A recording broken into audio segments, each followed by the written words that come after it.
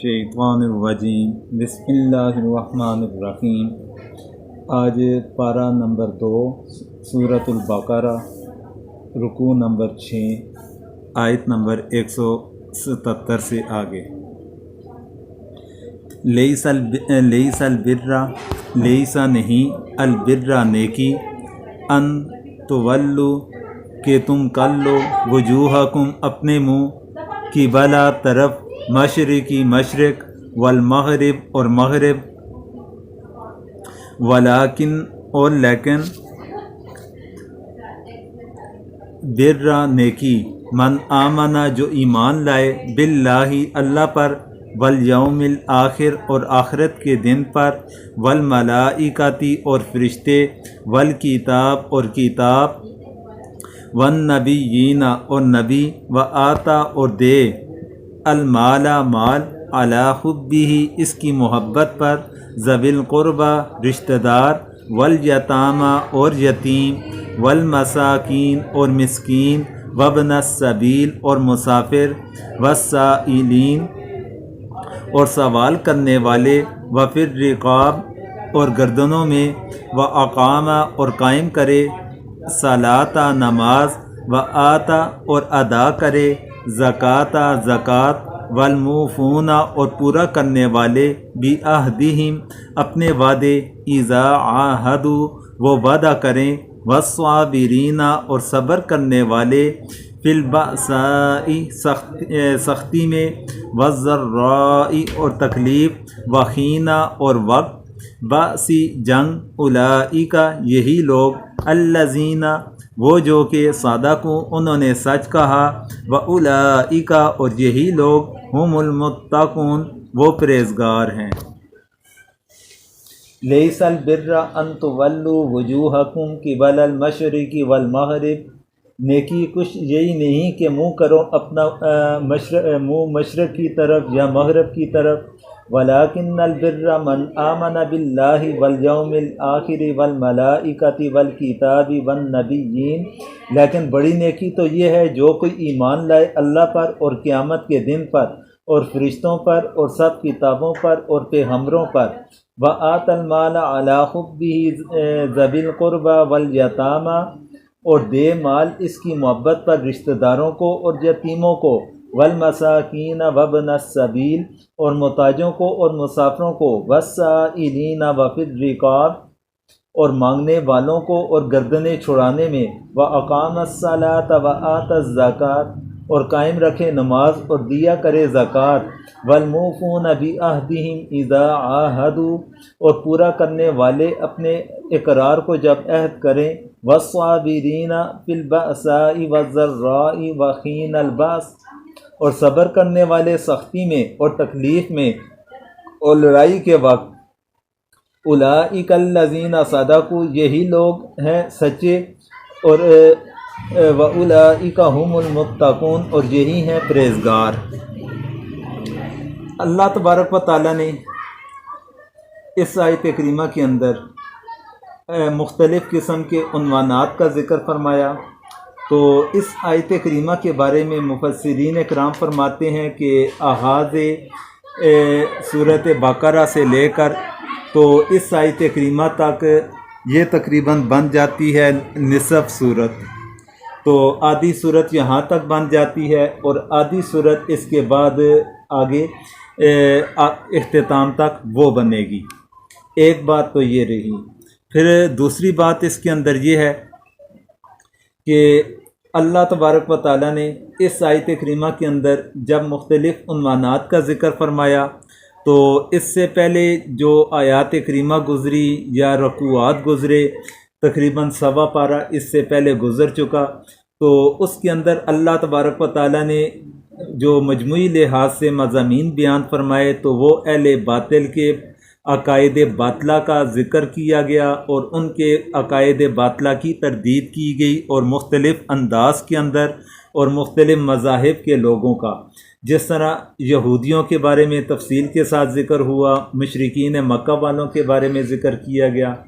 تو وہاں پر اگر کسی مقام کے اوپر اہل ایمان کا تذکرہ ہوا بھی تو اہل ایمان کا تذکرہ ضمناً کیا گیا، یعنی کہ تھوڑی مقدار کے اندر آیا، زیادہ مخاطبین اہل باطل تھے۔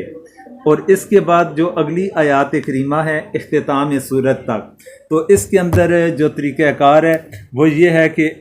اصل مدعا تو اہل ایمان ہوں گے، ان کے لیے احکامات ہوں گے، مختلف قسم کے احکامات کا ذکر ہوگا، لیکن اس کے ساتھ اگر کسی اہل باطل کا تذکرہ آ گیا تو وہ ضمناً آئے گا، یعنی کہ پہلے حصے کے مد مقابل اس کے اندر بالکل ترتیب کو الٹا دیا گیا۔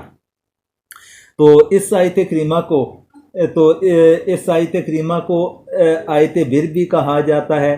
تو اس آیت کریمہ کے اندر اللہ تبارک و تعالیٰ نے مختلف چیزوں کے بارے میں تذکرہ فرمایا کہ جس طرح انسان کی اعمال، انسان کے لیے، ایک انسان کی ہدایت کے لیے جو چند چیزیں اللہ تبارک و تعالیٰ نے زیادہ ضروری قرار دے رکھی ہیں، تو وہ تمام چیزیں اللہ تبارک و تعالیٰ نے اس آیت کریمہ کے اندر جمع کر لیا۔ اب اس آیت میں اصولی طور سے تمام احکام شرعیہ، اعتقادات یعنی کہ عقائد کے حوالے سے، پھر عبادات کے عبادت کے حوالے سے، پھر معاملات کے لحاظ سے اور اخلاق کا اللہ تبارک و تعالیٰ نے اجمالی طور پر تذکرہ فرما لیا۔ یہ وہ آیت کریمہ ہے کہ جس آیت کریمہ کے اندر کہ ایک ہی آیت کریمہ کے اندر اللہ تبارک و تعالیٰ نے مختلف احکام شرعیہ کو اکٹھا فرما دیا، اعتقادات کو، عبادات کو، معاملات کو اور اخلاق کو، ان چاروں چیزوں کو اللہ تبارک و تعالیٰ نے اس آیت کریمہ کے اندر اجمالی طور پر مختصر انداز کے اندر اس کا ذکر فرمایا۔ پھر اختتام صورت میں اللہ تبارک و تعالیٰ انہی احکامات کو کھول کھول کر بیان فرمائیں گے اور مختلف انداز کے اندر اسے بیان فرمائیں گے۔ تو اب اس آیت کریمہ کے اندر اللہ تبارک و تعالیٰ نے جو آغاز فرمایا لیس البر ان تولوا وجوہکم قبل المشرق والمغرب، کہ نیکی صرف یہ نہیں کہ تم اپنے چہروں کو پھیر لو مشرق کی جانب اور مغرب کی جانب، یعنی کہ اس جانب اللہ تبارک و تعالیٰ نے انسان کی رہنمائی فرمائی کہ مشرق کی جانب رخ کر کے عبادت کرنا یا مغرب کی جانب رخ کر کے عبادت کرنا۔ تم صرف اس چیز کو نیکی نہ سمجھو کہ جس نے مشرق کی طرف کر لیا تو وہ جو مشرق کی طرف رخ کر کے عبادت کرنے والے ہیں وہ سوچیں گے، کہیں گے کہ جو مشرق کی طرف رخ کر کے عبادت کرے گا تو وہی صرف ہدایت کے اوپر ہے، مغرب والے کہیں گے صرف مغرب کی طرف والے ہدایت پر ہیں۔ اللہ تعالیٰ نے فرمایا کہ اس بات کو اب چھوڑو، جو اللہ تعالیٰ نے فیصلہ فرمانا تھا وہ فیصلہ فرما دیا کہ پہلے بیت المقدس کی طرف رخ کر کے عبادت کرنے کا حکم تھا، پھر اس کے بعد بیت اللہ کی جانب اللہ تعالیٰ نے حکم دے دیا۔ اب اس باس و مباحث کو بالکل ختم کر لو، اب اصل نیکی کی جانب آؤ۔ اصل نیکی کیا ہے کہ جو ایمان لایا اللہ کے اوپر، آخرت کے دن کے اوپر، فرشتوں کے اوپر، کتابوں پر اور انبیاء پر، کہ جس انسان کا ایمان اللہ تعالیٰ کی ذات کے اوپر ہوگا پھر وہ اللہ تعالیٰ کے حکم کو دیکھے گا۔ اللہ تعالیٰ نے مشرق کی جانب رخ کر کے عبادت کرنے کا حکم دیا تو وہ مشرق کی جانب بخوشی عبادت کرے گا۔ پھر اللہ تعالیٰ نے مغرب کی جانب رخ کر کے عبادت کرنے کا حکم دیا تو اس کے لیے تو اصل چیز اللہ تعالیٰ کا حکم ہے، وہ فوری طور پر اللہ کے حکم کی تابعداری کرتے ہوئے مغرب کی جانب رخ کر لے گا۔ تو اس لیے فرمایا کہ اصل نیکی کی جانب آؤ، جو اللہ کی ذات پر ایمان ہے، آخرت کے اوپر ایمان ہے، کہ آخرت کے اوپر ایمان انسان کی دنیا کی بھلائی کا، انسان کے نیک اعمال کی طرف رخ کرنے کا، برائی سے رکنے کا بہترین عقیدہ بن جاتا ہے۔ پھر فرشتے ہیں، کتابیں ہیں، انبیاء ہیں، یہاں تک اللہ تبارک و تعالیٰ نے عقائد کے بارے میں ذکر فرما دیا۔ پھر آگے فرمایا وَآتَ الْمَالَ عَلَىٰ حُبِّهِ ذَوِي الْقُرْبَىٰ وَالْيَتَامَىٰ وَالْمَسَاكِينَ وَابْنَ السَّبِيلِ۔ پھر یہاں پر اللہ تبارک و تعالیٰ نے عبادات کا ذکر فرمایا، ساتھ میں عبادات کے اندر بھی وہ چیزیں اللہ تبارک و تعالیٰ نے فرمائی کہ جو مالی لحاظ سے آ جاتی ہیں، کہ اپنے قریبی رشتہ داروں کو دینا، یتیموں کو دینا، مساکین کو، مسافروں کو، وسائلین اور سوال کرنے والوں کو، وفر رکاب اور گردن کی آزادی کے لیے مال و دولت کا خرچ کرنا۔ پھر اس کے بعد اللہ تبارک و تعالیٰ نے وَأَقَامَ الصَّلَاةَ وَآتَى الزَّكَاةَ، پھر نماز کے قیام کا اور زکوٰۃ کی ادائیگی کا حکم دے دیا۔ اس کا تعلق بھی عبادات کے ساتھ آ گیا۔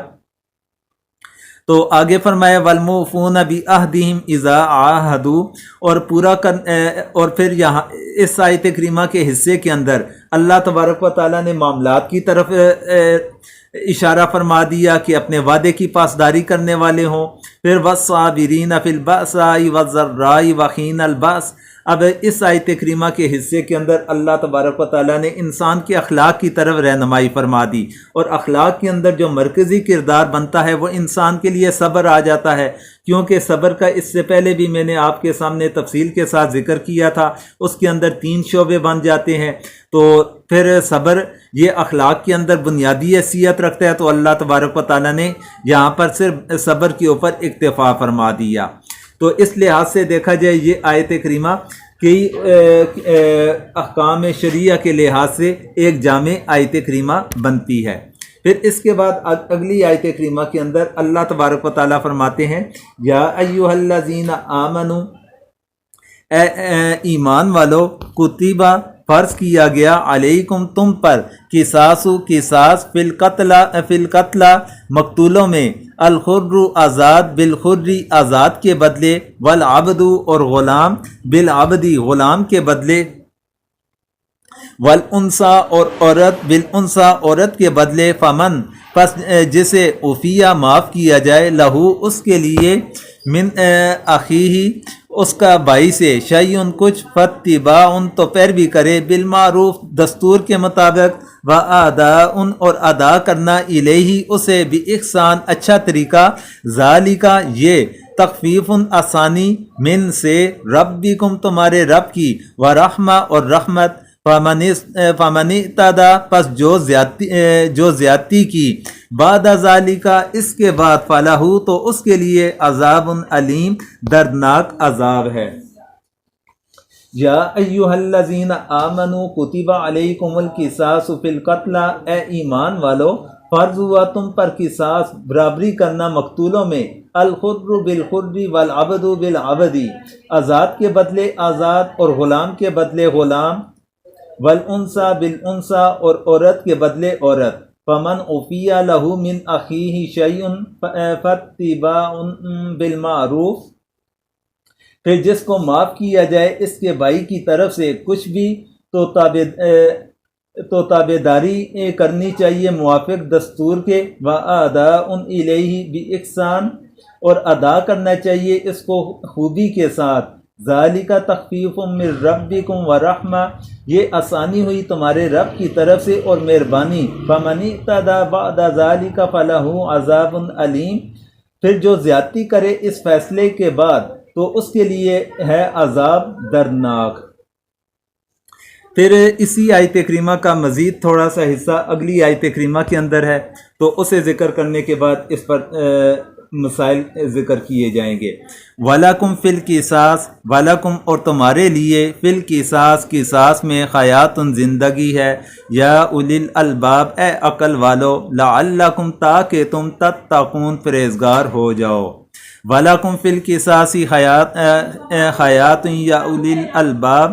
تمہارے واسطے قصاص میں بڑی زندگی ہے اے عقل مندو، لعلکم تتقون تاکہ تم بچتے رہو. اب ان 2 آیات کریمہ کے اندر اللہ تبارک و تعالیٰ نے قصاص کے متعلق احکامات کا ذکر فرمایا.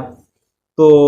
اللہ تبارک و تعالیٰ نے اس آیت کریمہ کے اندر قصاص کی فرضیت کے بارے میں ذکر فرما دیا کہ تمہارے اوپر اے ایمان والو فرض ہوا برابری کرنا مقتولوں کے اندر. تو قصاص کے لفظی معنی مماثلت کے ہیں، اور اس کا مطلب یہ ہے کہ جتنا ظلم کسی نے کسی پر کیا اتنا ہی بدلہ لینا دوسرے کے لیے جائز ہے، اس سے زیادتی کرنا جائز نہیں. قرآن مجید کی آیت میں عنقریب اس صورت میں اس کی زیادہ وضاحت اس طرح آئی کہ فَاعْتَدُوا عَلَيْهِ بِمِثْلِ مَا اعْتَدَىٰ عَلَيْكُمْ، اور صورت نحل کی آخری آیات میں وَإِنْ عَاقَبْتُمْ فَعَاقِبُوا بِمِثْلِ مَا عُوقِبْتُمْ بِهِ. اسی مضمون کے لیے اللہ تبارک و تعالیٰ نے ان آیات کے اندر بھی اس کا اشارہ فرما دیا. اسی لیے اصطلاح شرع میں قصاص کہا جاتا ہے قتل کرنے اور زخم لگانے کی اس سزا کو جس میں مساوات اور مماثلت کی رعایت کی گئی ہو. اب قصاص کے متعلق کچھ ضروری احکامات ہیں کہ قتل عمد کے اندر یہ قصاص آتا ہے۔ قتل عمد کسے کہا جاتا ہے کہ انسان کسی تیز دار آلے کے ساتھ ارادے کے ساتھ کسی بندے کے اوپر وار کرے اور وہ بندہ اس کے ساتھ قتل ہو جائے، اسے قتل عمد کہا جاتا ہے۔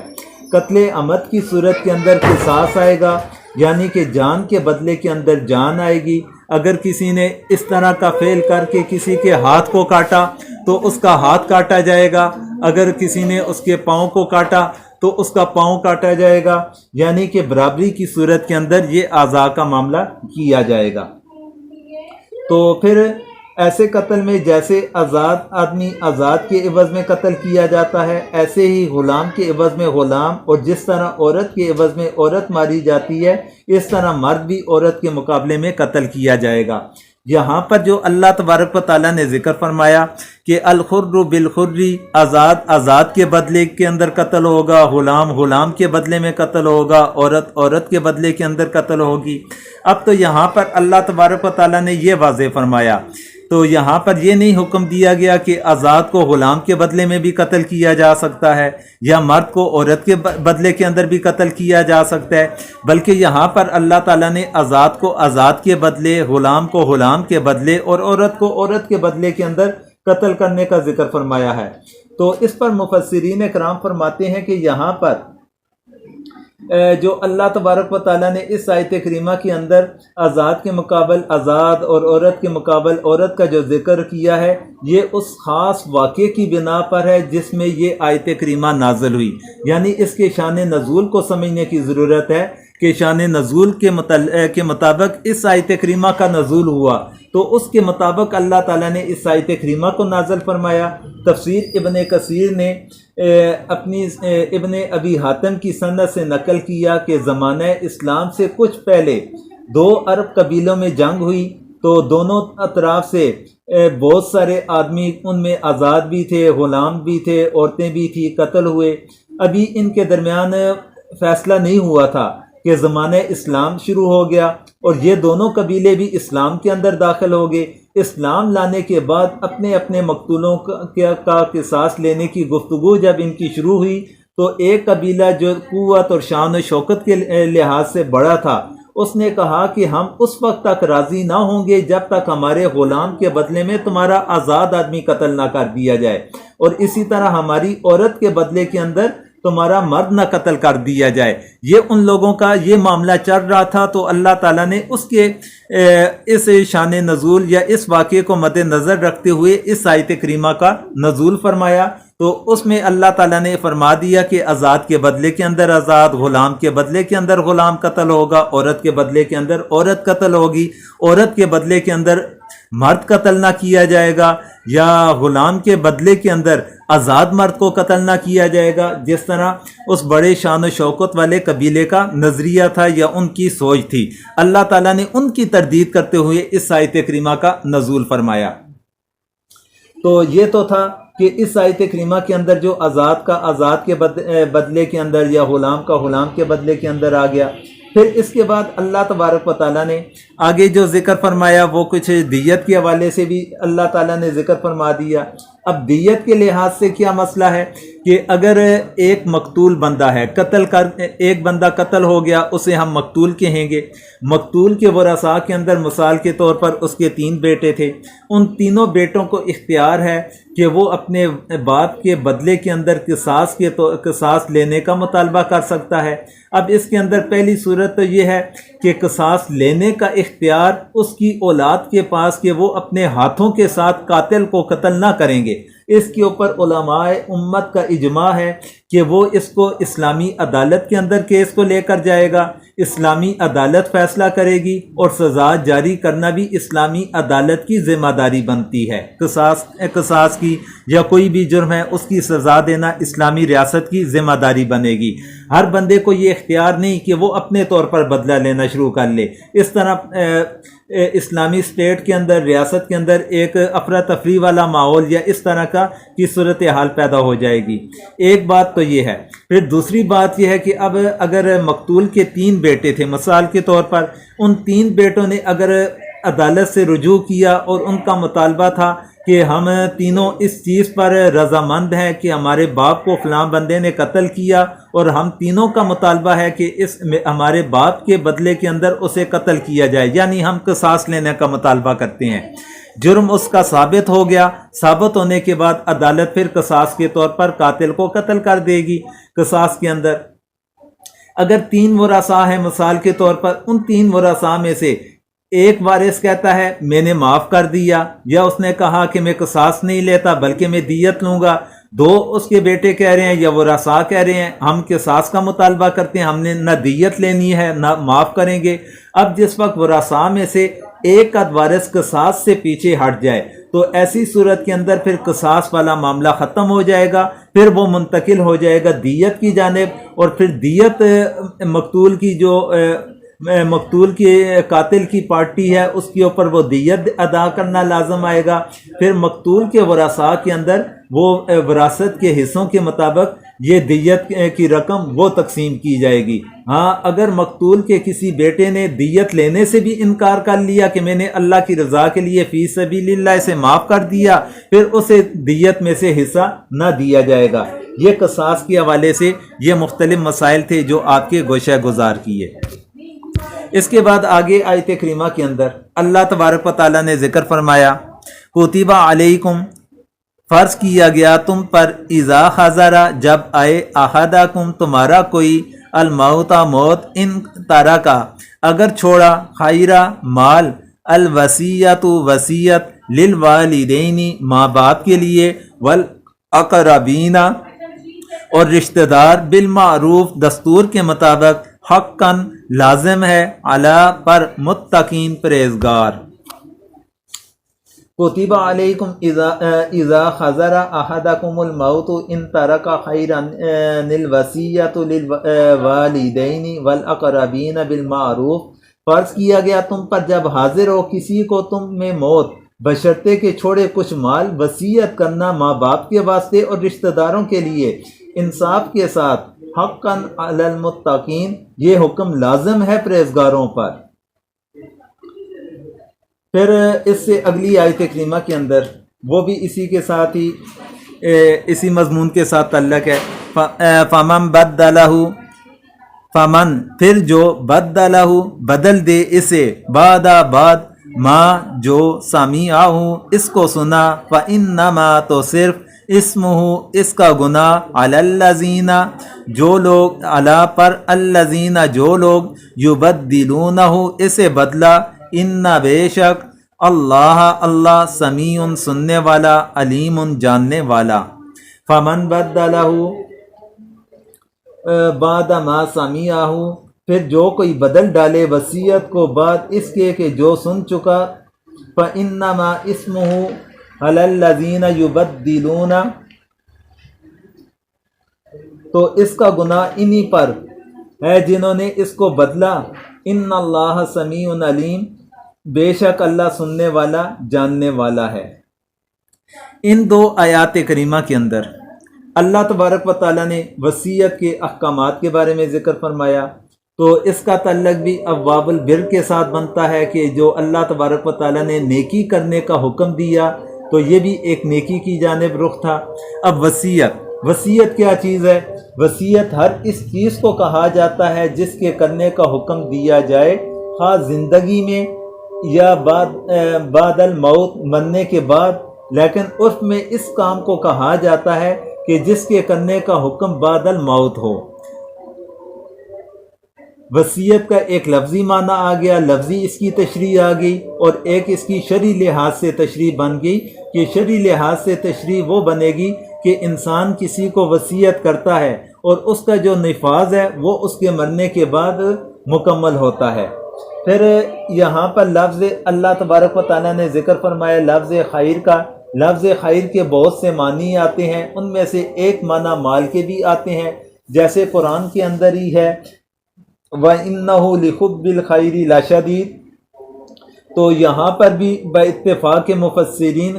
خیر سے مراد مال ہے۔ تو شروع اسلام کے اندر جب تک میراث کے حصے شرع سے مقرر نہ ہوئے تھے یہ حکم تھا کہ ترکہ کے ایک ثلث میں مرنے والا اپنے والدین اور دوسرے رشتہ داروں کے لیے جتنا جتنا مناسب سمجھے وصیت کر دے، اتنا تو ان لوگوں کا حق تھا، باقی جو کچھ رہتا وہ سب اولاد کا حق ہوتا تھا۔ تو اس آیت کریمہ میں یہی حکم مذکور ہے کہ اللہ تبارک و تعالیٰ نے اس آیت کریمہ کے اندر یہی حکم دیا کہ تم اپنے والدین کے لیے وصیت کر لو جس وقت تم میں سے کسی کے اوپر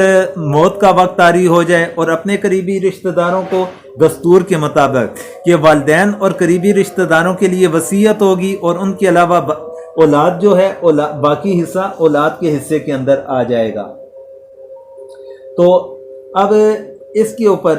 مفسرین کرام کا اس بات کے اوپر اجماع ہے کہ یہ آیت کریمہ کہ اس آیت وراثت کے ساتھ منسوخ ہو چکی ہے۔ آیت وراثت کے اندر اللہ تبارک و تعالیٰ نے باقاعدہ طور پر والدین کے اور جو انتہائی قریبی رشتہ دار ہیں ان کے جو مخصوص حصے ہیں ان کی وضاحت اللہ تبارک و تعالیٰ نے فرما دی۔ اولاد کے حصوں کے بارے میں قریبی رشتہ داروں کے حوالے سے کہ جو وراثت کے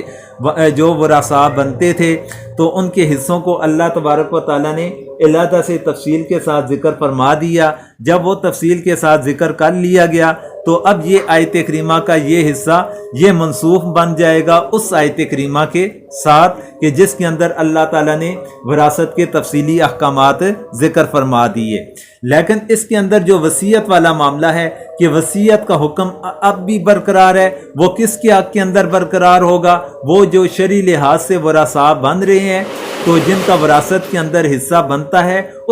ان سے ہٹ کر اگر باقی کسی قریبی رشتہ دار، عزیز و اقارب، دوست کسی بھی معاملے کے اندر اگر وصیت کرنا چاہتا ہے تو اس کے پاس اب وصیت کرنے کا اختیار موجود ہے۔